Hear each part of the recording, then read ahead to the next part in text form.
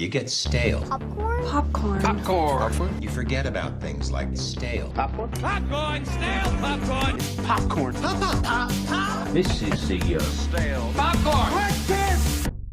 Hello and welcome to this week's episode of the Stale Popcorn Podcast. I am your host, Chris, and with me is my less superior, my minor, my friend, Steve.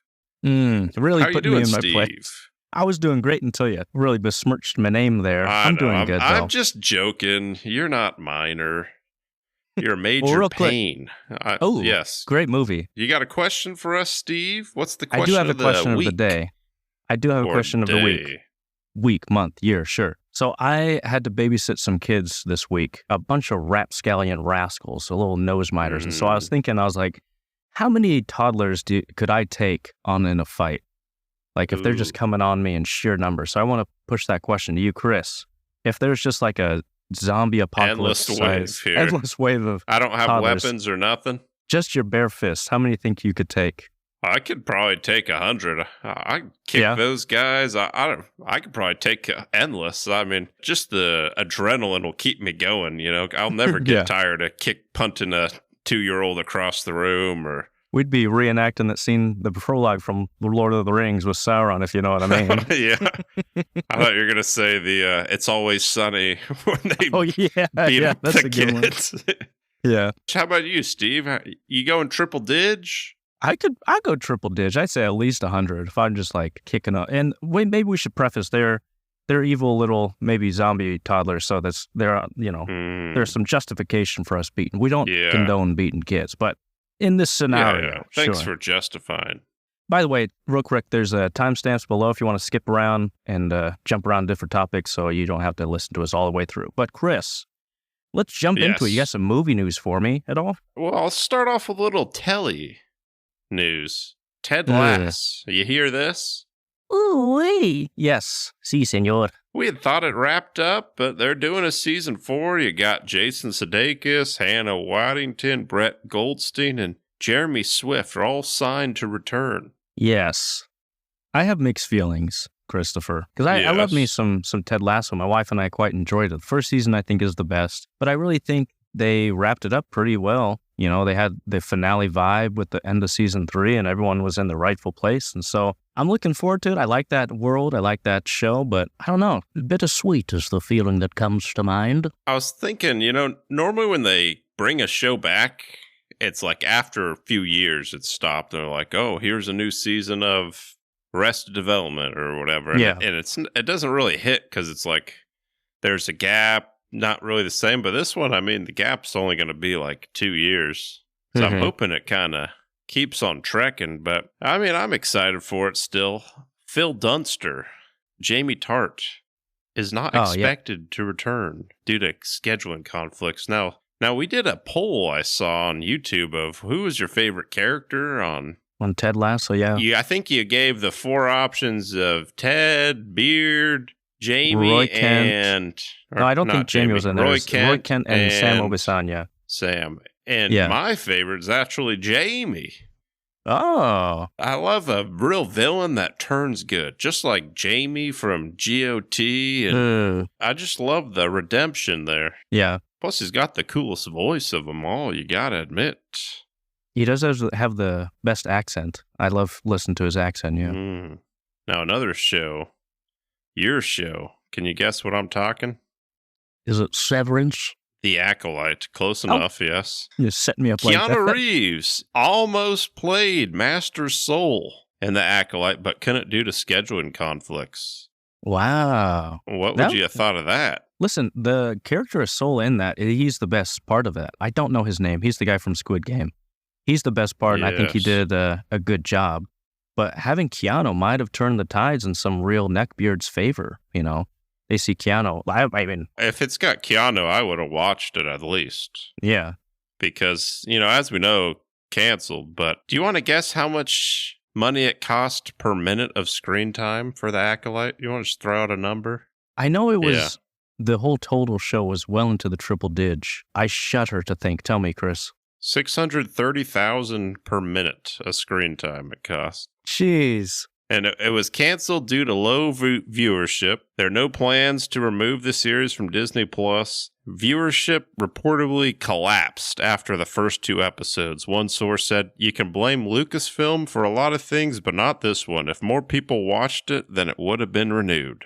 Yeah, I really think there were only 2 groups of people watching this, and those are the very sliver people, like the very small amount of people who were clamoring for it, and then the YouTubers who just wanted to crap on it. No one really else, because like your casual Star Wars fan, they're like, nah, I don't care for this. And then the uber Star Wars fans are not caring for it either. So they really just between a rock and a hard place, I'd say. So no winning in that situation. I think you're right here, Steve. And Amandla Stenberg, you heard of her? She's the main OSHA. Is she the Acolyte? Yeah, she's both Acolytes because she plays a twin in the show. Spoiler. Yeah. I was about to watch it right before season 2 comes out, but all right, I guess I won't. This is a big old quote from her, so buckle up, listen. I want to hear, because I never seen the show, but you're the experts. And she says, "It's not a huge shock for me that it was canceled. Of course, I live in the bubble of my own reality, but for those who aren't aware, there has been a rampage of vitriol that has faced since the show was even announced, when it was still just a concept and no one had even seen it. That's when we start experiencing a rampage of hyper-conservative bigotry and vitriol and prejudice and hatred and hateful language towards us. This really affected me when I first got the job because it's just not something, even though I anticipated it happening, it's not something you can fully understand what it feels like until it's happening to you. It has been an incredible honor and dream for me to be in this universe, and I just want to let those people know out there who supported us in the way and support us vocally in the face of all the vitriol that we received and the kind of targeted attack I would say we received by the alt-right, just that you were really deeply loved and appreciated. It made this job all the worthwhile for me. And I have to thank Leslie Headland. I just love that girl. One of the best people in the world. She's so incredibly talented and unique. I will love this experience with her forever." So is that true, Steve? Are you a bigot? Is that what's happening here? Yeah, I mean, anyone who hates the show is a bigot inherently. No, I think, like, that's the thing, man. Like, TV shows and movies, it's meant to escape the real world. And when you bring politics into it, it just nobody has fun with it, right? She made a diss track, like a music video, insulting people who were watching her show and reviewing it. And so, like, she did have a part to play in it, in all honesty. Like, if somebody didn't like a show and then you came out with a diss track saying, "Hey, all you haters, F you," or whatever, what she did, I'm like, of course you're going to get backlash and pushback. But also, on the other hand, people are like much too sensitive about the whole thing anyway. It's space wizards, man. Like, take it easy. Like, yeah. You know what I mean? Let me tell you this. You heard of this film, It Ends With Us? Oh, I've heard of it. Now, let me tell you this, Steve. I remember a couple weeks back watching a movie and there was a trailer for it. And it said, like, worldwide phenomenon or whatever, like in the trailer, hyping it up. And I remember I was like, are they just lying in trailers? I never heard of this, you know? Yeah. And I went home and I was like telling my wife, like, these guys, they're trying to pull a fast one on me, making me think this is popular. And she's like, "Oh no, I heard about this. Everyone tells me to read the book. It's amazing." I got to give them credit. Apparently it was, because the movie made over $200 million. It made $245 million on a budget of $25 million. These people are going out in droves. Apparently they're not going to do a sequel, though. Oh, because a sequel for It Ends With Us is in doubt due to the Blake Lively-Justin Baldoni feud, as Baldoni's company, Wayfarer, would have to greenlight the film. Quote, "There's probably no world where these two will work together again." Now, yeah. I'm sure you know Justin Baldoni. Personally, we met on the set of Jane the Virgin. I asked the wife. So the story is about... She was kind of telling me there's the Blake Lively and she's with some guy and, oh, is this guy abusing me? And then there's this other high school fling and, you know, the classic whatever. But he plays the abuser, husband, boyfriend, whatever. And he also directed the film. But apparently they just can't stand each other. In fact, a little juicy drama here is on the red carpet. E.T. can confirm that Ryan Reynolds writing a scene for It Ends With Us that made it into the final cut of the film did indeed come as news to Justin Baldoni, who found out only after Blake Lively revealed it in a red carpet interview. So apparently she got her hubby to write a scene and didn't even let the director know. I don't really know how. I mean, it's impressive to do that, I guess. Yeah. But that kind of rubbed me the wrong way a little bit. Are you saying Ryan rubbed you the wrong way? No, I'm saying like Ryan's fine in small doses, but he really like stuck his nose into something that shouldn't have been stuck, if you know what I mean. I hear you. That's probably what Justin's saying here. I Feel the Dreams. You seen the film? Kevin Costner. But no, I haven't. Yes. Oh. Remake was being developed by Peacock by The Good Place creator Mike Schur. Chris Pratt agreed to star in the series, but it quickly fell apart after he abruptly dropped out. Would have been $15 million budget an episode. I would have been kind of fun. Chris Pratt, baseball, fields, throwing of baseballs, dreams. Fields, yeah. The Crow opens with $4.6 million domestically on a budget that was $50 million, and that was from Lionsgate. You want to venture a guess the movie Lionsgate put out a couple weeks before The Crow? That also flopped. Lionsgate. Is it Borderlands? Yep, it's been a rough month for them. Yeah, that's get it together, they're not doing man. too hot. Yeah. Quentin Tarantino says the Toy Story trilogy is so perfect that he'll never watch Toy Story 4. Quote, "The third one is one of the best movies I've ever seen. I have no desire to see the fourth one. You ended the story as perfect as you could, so I don't care if it's good. I'm done." But in addition to that quote, he said, I'm all set for Toy Story 5, though. Just Toy Story 4 I don't want to see. Yeah, I can't stand that one. Yeah, he's right, though. He is right. Jenna Ortega reveals she auditioned to play Shani in Denis Villeneuve's Dune. That would have been interesting, I guess. Yeah. I can't picture it, though. Ian, I didn't really think Zendaya was amazing in it either. Mm-hmm. So, I don't think it... some people are like, they were born for this. Christian Bale, Batman, Nicolas Cage, and Next. But this, I don't think Zendaya Shani is, amazing. I don't know. Yeah. You could probably replace it, and it would have been about the same.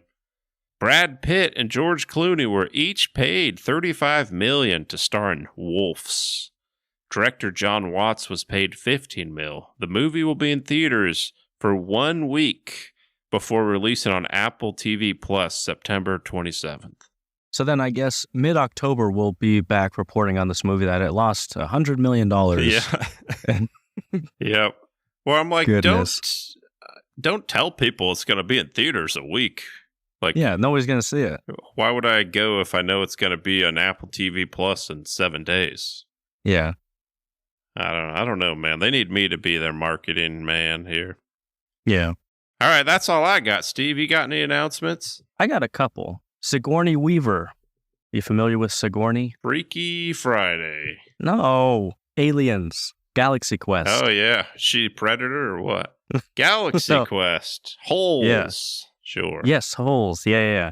No, Sigourney Weaver confirms Star Wars debut in the Mando and Grogu movie. Ooh. Are you excited for that now? Sure. I'm definitely super excited. You weren't going to see that movie anyway, were you? Sure, we're going to do a pod on it, so I probably will. I mean... You'll be forced to, by contract. There's definitely worse things. Fantastic Four. They got some set photos. Yes. Potential spoilers if you don't want to know anything about Fantastic Four, but take this with granular salt, if you will. Because there were some set photos released of The Thing, a.k.a. Ben Grimm. What are your thoughts about that look? I mean, it is a set photo, so it's not polished, but...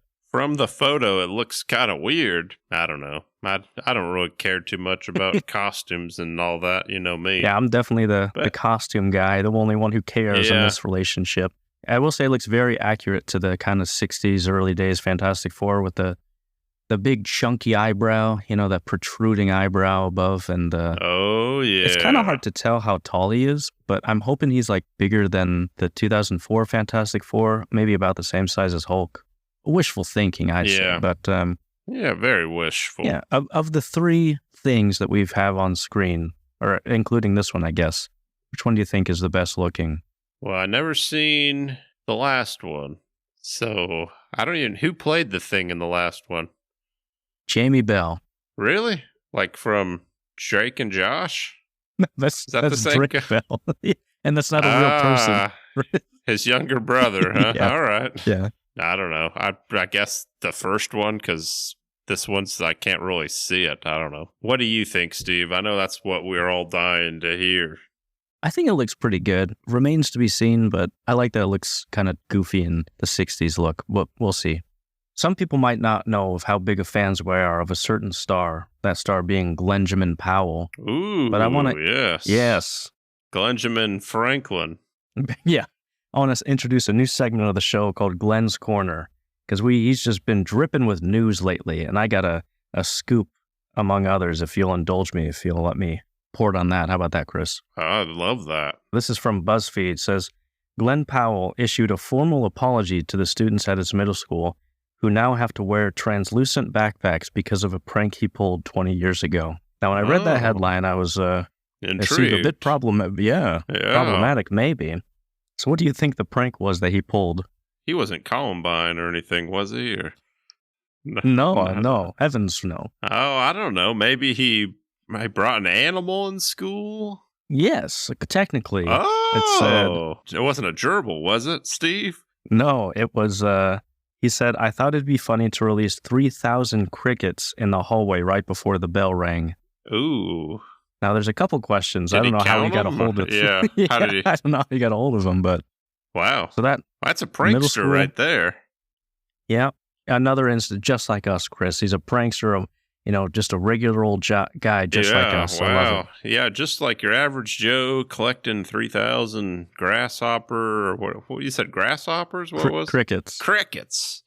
Yeah. Wow. And that concludes this segment of Glenn's Corner, but we'll be back next week, listeners. I can't wait. I have a follow-up question, and that question is what you've been watching, Chris. Well, Steve, pull up a chair, crack a cold one, turn on the TV, open the fridge, turn on the AC, dim the lights, play the music. All of those? Yeah, do all of those. I'm waiting here. All right. Last week, I went to the movie theaters. I pull up, I believe it's Tuesday. I go and I watch a flick called Blink Twice. You heard of it? Channing. Yes, a good friend of the show. Yes. So I get in. It's in one of the smaller theaters, and I don't know if it was like a bachelorette party, birthday party, family reunion, bar mitzvah. I don't know what was going on there, but it was full of middle-aged women, and I was the only male, the only testosterone in the room here. And I sit down, and it seemed like they all kind of knew each other, and they're chatting or whatever. And they're like, "Hey, you want some snacks? Hey, you want a piece of gum? Sure, thanks." And they're talking. The trailers are going. They're talking whatever. And normally it's like once the movie starts, you get quiet. It's the decent thing to do. But for these women, that wasn't even an option. They were just talking throughout it, which. In a normal movie, I'd probably get annoyed, but this movie, it made it fun because it's not a great movie, but it's one where the characters do a lot of dumb things. It felt like I was watching it on the couch, because they're like, "This idiot, what's he doing? Oh, look at this freaking idiot here. Oh, wow, you gonna do that, huh? Well, kill him, smash him," and someone dies, they're all standing up, hooting and hollering. Yeah, good call, Janet. I saw that coming too, and just had a heck of a time here. And I thought the movie, I thought it was pretty good, actually. I'd probably give it like a 3.5. Like, will I watch it again? Probably not, but it was thrilling, entertaining. I thought Channing did a good job. So yeah, I'd probably give that a 3, I guess. Was your viewing ship enhanced because of the chatty Cathys? Yes, actually. Interesting. If I'm watching Dune or whatever, I don't want the theater like, wow, look at Channy and Isla Babi or whatever his name is. Yeah. But this one, it was a fun time because it's like no one holds back. And some old lady from the back row is saying, like, why would he do that? And then, Shaquanda next to me is like, yeah, no, I thought the same thing. It was a heck of a time. It sounds fun, yeah. It was kind of fun. So, yeah, I'd say if you're going to watch it with the group. And it's not a bad movie, but it's fun to watch with others, I'd say. And then the next day, I watch a film, go back to the theater, watch another film. Strange Darling, you heard of this? No, never. I never heard of it, never saw a trailer, nothing. And this one was actually pretty good as well. It's one of those you can't really explain the plot because it'll give it away. It's one of those you unravel the mystery as you go, but it's a thriller. It's about, there's like a serial killer and you're trying to figure out, oh, how's this going to happen? And oh, this happens. Oh, maybe this. And, that one's pretty good. I'd probably give that a 3.5. These are my favorite genres. I love thrills. I love cheap thrills, as I've said. Your Sia. My Sia. Yeah. Yeah. My M. Jacks. Yeah. And then last night or a couple nights ago, I watched another movie. You want to take a guess here? Was it The Crow? The Crow. Now, Nice. This one, let me tell you, this one got terrible reviews. Mm-hmm. And how do I describe it? So I had a fun time watching Blink twice. We had a heck of a time. Crow was the opposite of that because there were these 3 hooligans sitting in the front row, and it's like trailers. They're talking loud. Mm-hmm. And it's not like whispering. It's like they're talking very loud. And I'm like, that's pretty annoying, but at least it's trailers. But then it's like the movie starts and they're still talking. I'm like, all right, someone should really do something about this, but not me, of course, but someone really should step in here. And the movie itself, was it a great movie? No. Was it a good movie? No. Was it a bad movie? Probably. Yeah. Was it entertaining? Yes. So it's one of those, it's pretty bad. The writing definitely is weird. There's some boring parts, but it's one of those, you've seen the trailer for The Crow, right? Yeah. In the trailer where he gets, pushed down into the water and then it moves him dimensions, basically. In the movie, it's supposed to be this, intense, wow, this is happening, changing dimensions, but it just looks so silly. And, the villain was so silly. It kind of reminds me, you ever see that Vin Diesel Last Witch Hunter? Or maybe on sci-fi or something. Basically, any Vin Diesel movie. You're like, this isn't a good movie, but I'm not mad at it. It's kind of like one of those. So that's profoundly astute of you to compare those. Yeah. Yeah. So I'd say it's like that.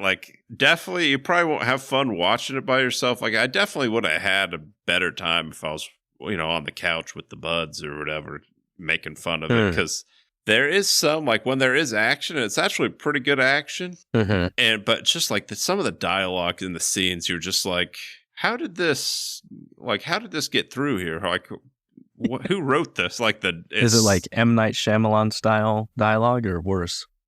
It's pretty similar, I guess. Maybe worse. There's this scene where this isn't really a spoiler in the movie, but so you got Skarsgård, and he's in rehab. He's kind of a weird guy, tatted up, and then there's the love interest, and it's they just met at dinner, or they're eating lunch in the cafeteria or something, and then she walks up to his cell, and he's one of those freaks that draws a bunch of things with the black stencils and all that, and there's he drew a picture of her, and it's a paint me like one of your French girls kind of paintings, and she sees it, and she's like, is this me? He's like, and she doesn't really care. A normal reaction would be I just met this guy 2 hours ago.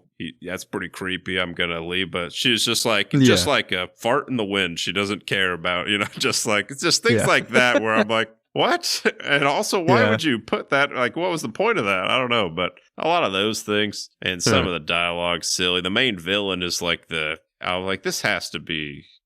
Someone has to be doing a joke here. They wrote the villain where I guess I can't really spoil. It's not scary, and it's It seems like someone like, hey, I'm putting a joke here. I'm going to have them do this. And we'll, obviously they're going to cut it and switch it, but they just like left it in. And I'm like, wow, all right, they're doing this. So yeah, that one I'd probably give like a 3 to. That's all I watched. How about you, Steve? You watching anything? I started watching, have you ever heard of the show Only Murders in the Building? I haven't seen it, but I see it on, they just did a new season, correct? Yeah. So I watched the first episode of that new season. My wife and I we're fans of it. We watched the first 3 seasons, and I remember really liking the first season. The second season's not as good. And then the third season's like a little bit less. And then the fourth season's kind of diminishing for me. And so it got me thinking that like the longer any intellectual property goes, the more of a downward trajectory it tends to go in. And I kind of wanted to pose a question to you and anyone in the comments. If you can think of any intellectual property that has actually increased in terms of like quality and rewatchability over time. Because like I was like, the MCU has definitely decreased over time. Any other intellectual properties like TV shows, I've been watching Suits lately, and we're on the 9th season, and that's just been kind of steadily declining. Any kind of TV show, really. That the longer it goes, the worse it gets. Off your dome, can you think of any? I'd say Better Call Saul. I thought the last seasons were better than the first season. Like I thought that got more and more. Pretty hard. Like I mean, that Breaking Bad. I don't think the last season was better per se, but it wasn't like a drop off by any of the others. But those are obviously like 2 of the best shows of all time. With movies, you get maybe like 3 or 4 good runs. With television series, you maybe get like 5 or so seasons. Like I would say one that still holds up is John Wick. Bangers, all 4 right off the bat. That's true. But since it's still going, with the IP, I mean, there's chances for Ballerina to kind of decline. Well, they did a show that I haven't watched. I don't know if it's out yet. The Continental. That's what I'm saying. Studios don't know when to cut off and kill things. But if there's still milk to be squeezed from the teat, they're going to squeeze, and they're going to squeeze hard without consent, most likely. Yeah, I'd be interested if anyone in the comment has intellectual properties that you know is like, hey, this just keeps going. Like you said, Better Call Saul, Breaking Bad, that world is good because it knew when to quit too. But I can't think of any. It's rare that a show quits while it's ahead. Well, with that being said, Chris, do you want to dive into the main event here we're going to be talking about? Yes.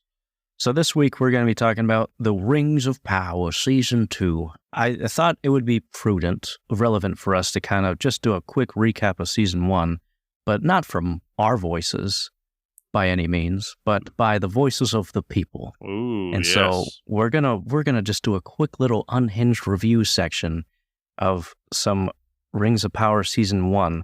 And I found some reviews that I sent to Chris and vice versa, and we're just going to live on air here, pop them open and read each other's funny reviews. So also, if you haven't seen Rings of Power Season 1 or 2, we're just going to spoil whatever is out there, by the way. So spoiler alert if you don't want anything spoiled for you. But assuming if you're listening, you've probably seen Season 1. So Chris, I'm going to divulge it over to you. Go ahead. All right. You want me to read yours here? Yeah, go for it. We got Fire Puma 142.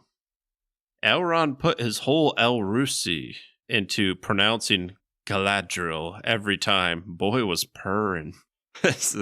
Galadriel. Galadriel, yeah. This one's from Stringer Belt. 1 star. Like a bad LARPing day filmed with the world's most expensive cameras. I'd say that's pretty accurate. That's pretty accurate, Except there's not enough. There's probably more action in LARPing, if we're being honest. Yeah. Comrade / Yui. Half star. Usually fanfics don't have $700 million budgets. Wow. That's true. That's true. The most expensive fanfic I've ever seen. That's true. Here's one from My Funeral is My Time to Shine. Great handle, by the way. Says, even my husband couldn't watch it, and bear in mind, this man watches Fast and Furious by choice. That is how I know something is bad. I'd rather watch Fast and Furious than these. Oh, yeah. That's one of those you could sit down on a couch and have fun with your friends, chuckling at it. This one's from Nick Napoli. Frodo, what's the Elvis word for sellout? Gandalf. Bezos. That's pretty true. It's pretty true. This one's from Antonio794L. I like how Guy Ladriel didn't say thank you to anyone for saving her butt and immediately Karen the crap out of the episode demanding a ship to leave. Yep, a truly likable character at this point, and I'm rooting for the orcs and Sauron. That is true. That is very That's a true. big qualm I have with the first season, is she is just really unlikable. This one's from Nilsenaker Lund 2852. The really strange thing about this show is that the writers expect you to know the source material without actually using it themselves. Ouch. Ouch. Yeah, it's kind of It's true. true, I mean, though. True. He's not wrong. This one's from Yoda on a Bender. Literal chills when Sauron looked away and said, "It seems in my lust for power, I've become the Lord of the Rings of power," trademark. That's pretty good. At Possum Reviews. I like the part where Sauron was about to hit that guy with his sword, but the Galadriel came up behind him and said, "Hey, Sauron." And then Sauron slowly turned around and Galadriel said, "Sauron this," and blew him away with the shotgun. That would have been way better. This one's from Border Rose. I hate how, quote, human and worldly this show made the elves look. The Peter Jackson elves had this otherworldly glow and this eerie, above-it-all naturalness that gave you an idea you were dealing with creatures with thousands of years of lived experience, and they fundamentally different concerns. Now they're just humans with pointy ears. Yeah, I thought that was a That's true. good I get point. that. They're short, yeah.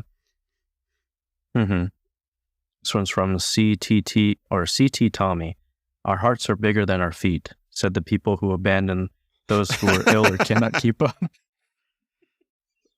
Yeah. That's true. Oh man, that was another big qualm I have. This one's from No Piezersus. After watching the show, I hope Sauron wins is something I thought I'd never say. Yeah.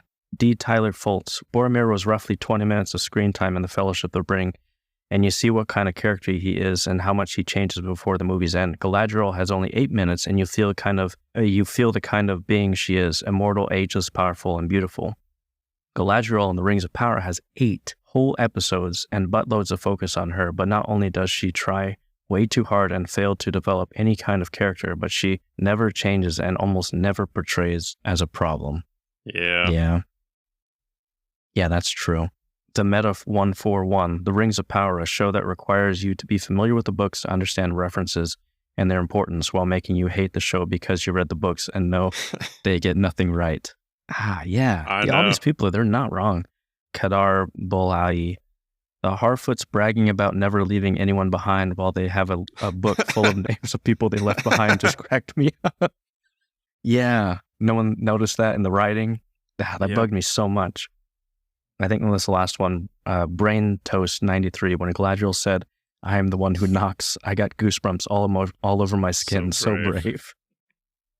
Yeah, I think there's a couple of really big problems with the first season. Like, it's a fine enough show. Like, I feel like anyone can kind of jump into it without having seen Lord of the Rings or The Hobbit. But the biggest problems I had were the main character, Galadriel, we're supposed to root for, is just simply the most unlikable person. You didn't want her to win. Like, she's just brash and really dumb when it comes to, like, very logical thinking. For instance, at the very end, spoiler alert for season 1, when she finds out Sauron is Sauron, which I don't know how you didn't notice that. She doesn't tell anyone. Figured it out episode 2 myself. Oh, yeah. But yeah, thank good you. on you. Look at you, little Sherlock Holmes. But yeah, she doesn't tell anyone, and it results in them forging their rings of power for the elves. It makes her look really stupid. I remember watching it, and everyone hated it. But then I was like, it wasn't that bad. I was like, it's kind of fun watching it week by week. It wasn't great, but I remember not hating it. I don't know if maybe I'm a changed man since it's come out, but I was watching season 2 for this, and I was just like, oh man, this is hard. I forgot how much I hate Galadriel, because I'll be honest, I forgot about a bunch of the stuff from season 1. I just watched a little recap, kind of, all right, this is here. Took down notes here of the main storylines, and you can tell me if I'm missing them. But as far as in season 2, the storylines, you got Galadriel, you got Celebrimbor and Sauron, whatever they're doing with the rings. You got the dwarfs. You got hobbits and Gandalf hanging out. Then you got the queen and that island, whatever it's called. Numenor. You got Isildur. You got that black elf. And like these are kind of the storylines. Tell me, Steve, are any of these storylines interesting to you? Like, what would you say is the most enticing? Yeah. Of those storylines, most of them, if not all of them, except one, are really boring. They're a chore to get through. The only one that I'm really interested in was the Sauron and Celebrimbor one. The other ones were really just like, oh, the Harfoots are trugging along with this wizard who I hope and I pray that it's not Gandalf. For 2.5 episodes, they're like running through the desert. And I'm like, can we just not? It's really just not interesting. And then the other storyline and Numenor, how they pronounce it, it's very, very not interesting because they want their like political stabbing in the back, kind of Game of Thrones side, but it doesn't really work because nobody cares. If you know what happens to Numenor, it's like all these people are going to be underwater and dead anyway. Spoiler alert, who cares anyway? So all those people I don't care about. There's a mildly interesting one with Isildur, but that one was kind of annoying because like he just comes back and it's all like, it just feels very Aragorn, Two Towers and treading because it's like his horse comes back and you're like, oh, is that's that the same horse? The Two Towers. Yeah. And then he goes to a spider pit and they're like, oh, that's like just like in Shelobb's lair. And then he sees they had the the Fellowship little gathering place. They're just covering all the movies here. Yeah. It just made me want to watch the Lord of the Rings instead of the whatever. Yeah, nothing was really interesting. What I was going to kind of get at is like, and you think of like Game of Thrones or other shows that they have like all these different storylines. Normally it's like like Game of Thrones, for example, like I wasn't really caring too much about Daenerys or whatever, like for parts where it's like, all right, this is kind of boring, but at least I got all these others. But it's like this one, I don't really care about any of these. Kind of like Isildur, I guess, was probably my favorite. But even that, I was just like, like I don't really care about anyone. And like you said, Galadriel is so hard to root for. She finds out that the person she's been looking for this whole time, the villain here, is, what's his name? Halbrand. Yeah. She doesn't tell anyone. Like, and they kind of have to like squeeze it out of her. I'm like, if bad guy is in our base, we all think it's a friend, like the first thing you would do is like, hey, it's him. But they're like, tell us who it is here. Come on, let's spill it. What's going on? They're like, oh, I guess it's spill the tea. I guess it's, that's the Sauron. And I'm like, why? And it's not like they make her seem like she's like a teenager or whatever. But she's like, what, 5,000 something years old? Like, I feel like she's got to be mature. Like, like a normal, any adult would, like, she just acts like a child. I don't understand. And you're like, am I really supposed to root for this person? Like, it's like making Skylar the main character. And you're like, do I really gotta go for this? Can you not do anything better? And it's such a shame because like in Lord of the Rings, like she's a good character and I'd be mad if I was Cate Blanchett. I'm like, what are you doing with my character here? You're just sullying my legacy. Yeah, what's going on here? Do you think, Chris, if I can pose a question to you, do you think the writers are wiser beyond our understanding in that they set up this character in season 1 to be so unlikable and that they have these 5 seasons to create and mold her into the Cate Blanchett-esque character at the end? Do you think they have the wherewithal to do that? Well, I was hoping that they would take all the backlash and make her better season 2, but so far she's just as, if not more, annoying. I do like that that shows that there's a lot less of her. I know. My favorite, I was like, my favorite episode was probably the last episode where I'm like, she wasn't really in it, and I prefer that. Fair enough. Yeah, I don't know. Do you think they're going to give her a nice redemption here? And I would like to think so, but history tells us otherwise, that they were so consumed with making Galadriel this girl boss and scourge of the orcs and commander of the northern armies and all this garbage that wasn't in the books. And I'm like, I'm hesitant to give you the benefit of the doubt to do this right, but I don't know, man. I will say season 2 is shaping up to be slightly more interesting than the first season. Are we still in bads? Are we still talking negatives, or can we go into some positives? Well, I got plenty of negatives. More. I don't. Okay, I struggle. Let's stay in the negative topic, and then we can end on a You want positive me to note. throw some more at you? I wrote down in my notes, I thought I was watching Rings of Power, not Venom 4. Yeah, what was Very that? good, That was very kind of good. weird, man. Yeah, I just wrote down, why wouldn't she tell people about Sauron? I hate Galadriel so much. It's got the vision things, and you know me, those bug me. I hate those. She sees Celebrimbor getting pinned to a tree, he's getting evil deaded, if you catch my drift. And Yeah. and then it's a vision. Like, I just hate those, man. I can't stand them. I like reality, and so that bugged me. It just was so boring to me. I was really struggling to stay awake on the first episode, and I had to get up, slap myself, take an ice bath, do all that stuff, because I might be the minority here, because do you want to guess what the Rotten Tomato score for season 2 is, Steve? For critics, or you can guess both. Critics is probably a little higher, maybe in the 60s, 68. 87. Okay, that's a bit high in my opinion. Yeah. And then audience, probably like 20s. 51% for season 2. Season 1 did worse. It was 83 and 38.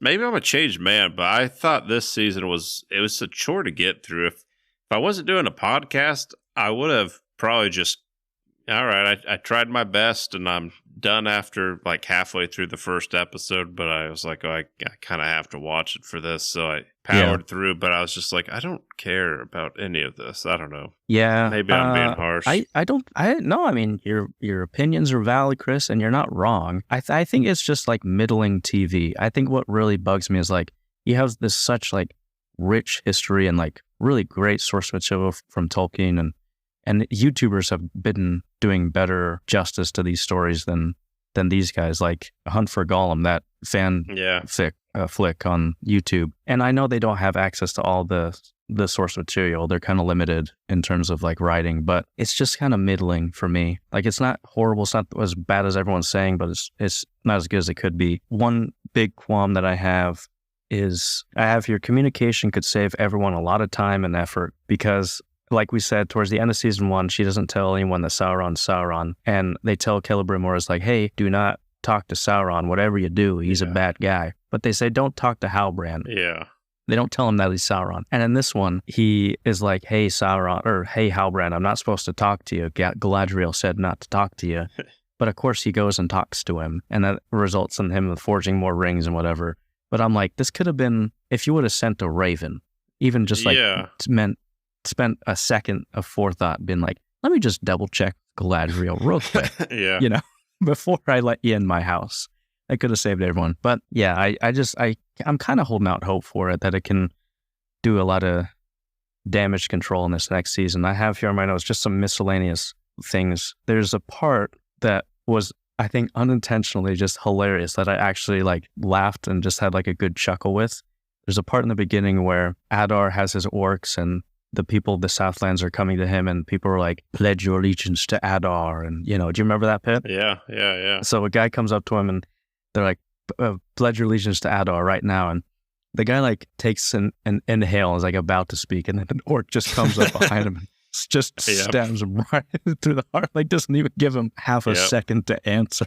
I was like, I thought that was really funny. But yeah, I just have in my notes that the Harfoot's definitely the weakest part. I will flip a table if they make Gandalf that wizard and they make the other wizard Sauron. Like, I'll be mad. It's Gandalf. What do you mean? It's obviously Gandalf. It's not. If they make it Gandalf, they're spitting. They're spitting in the lore, and I will have no part of it. I will be upset. Oh. I'm really hoping that they have the brains to make them the blue wizards. That's all I got to say. Because, what's his name? Kieran, who's the other dark wizard? Kieran Hines. Sure.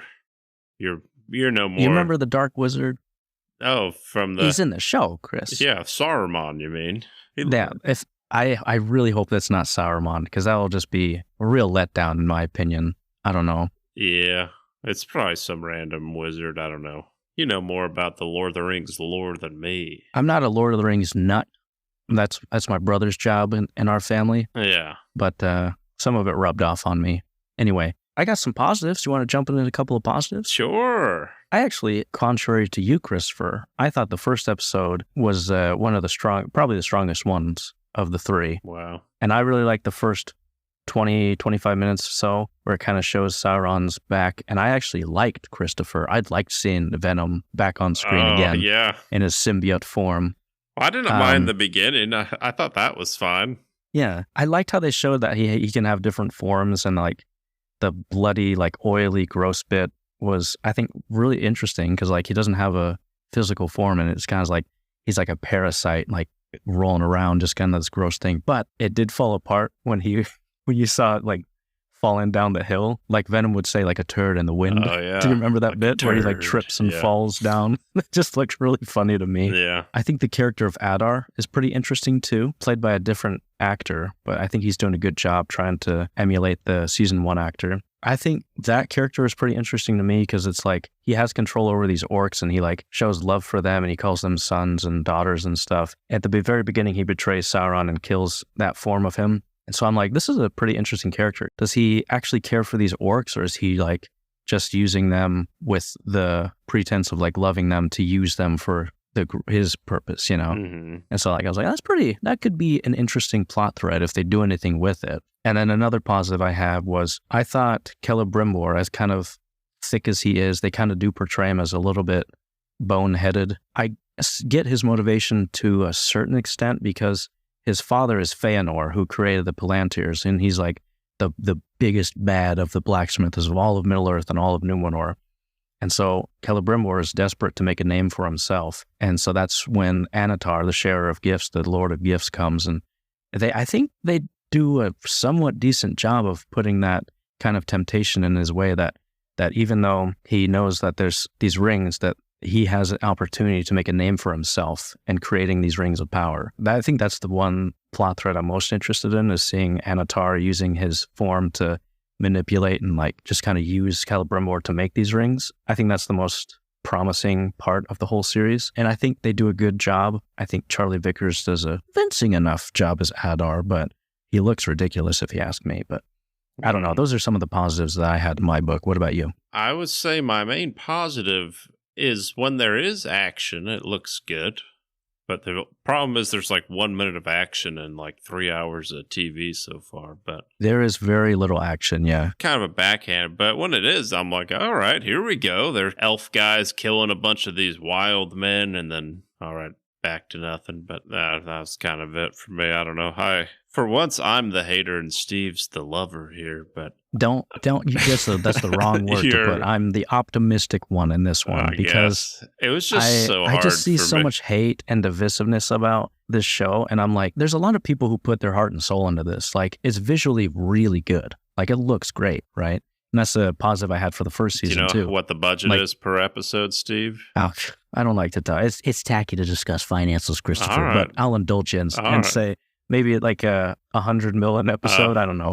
It's roughly 60, but still, I mean, that's still a lot. A lot here. You know, for $60 million, you couldn't build another bloody, because they have that set where they're out by the tree. You remember the elves are by the tree, and they like sing in, and that's where Galadriel gets her coronation. They use that like 8 times.